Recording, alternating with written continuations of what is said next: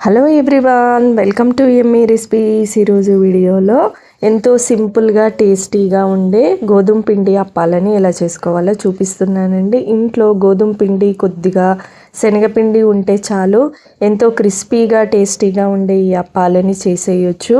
Evening టైంలో టీతో పాటు తినడానికైనా లేదా పిల్లలకి స్నాక్స్గానైనా చేసి ఇవ్వచ్చు. చాలా చాలా బాగుంటాయి.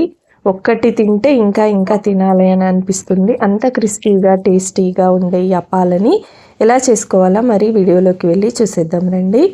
ఇక్కడ ఒక మిక్సింగ్ బౌల్లోనికి ఒక 1/2 kg వరకు గోధుమ పిండి తీసుకుంటున్నాము.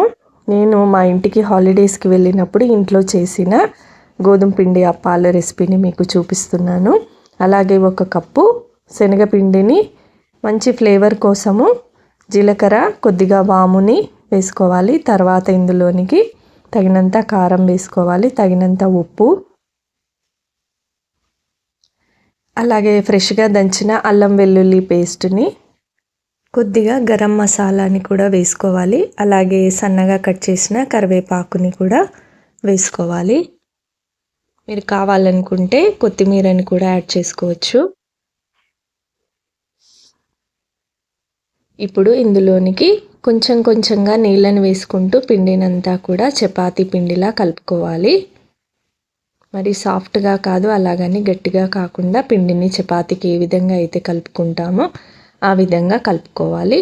ఇలా కలుపుకున్న ఈ పిండి పైన మూత పెట్టుకొని ఒక 20 నిమిషాల వరకు ఇలాగే పక్కకి వదిలేయాలి. పిండిని నానబెట్టుకోవాలి. కొద్దిగా 20 నిమిషాల తర్వాత కొంచెం పిండి ముద్దను తీసుకొని ఇలా పొడుగ్గా రోల్ చేసుకొని చిన్న చిన్న పిండి ముద్దల్లా కట్ చేసుకోవాలి. ఇలా చేసుకోవడం వల్ల చాలా ఈజీగా అయిపోతుంది ఈ ప్రాసెస్ అంతా కూడా. ఇప్పుడు రౌండ్ చిన్న చిన్న బాల్స్లా చేసుకోవాలి. పిండి ముద్దని తీసుకొని ఇప్పుడు ఒక చిన్న పిండి ముద్దను తీసుకొని పూరీలా వత్తుకోవాలి చపాతీ కర్రతో. కాకపోతే ఇక్కడే మనము ఎంత సన్నగా వీలైతే అంత సన్నగా పూరీలా చేసుకోవాలి. మందంగా చేసుకుంటే మాత్రం చాలా మెత్తగా వచ్చేస్తాయి అప్పాలు.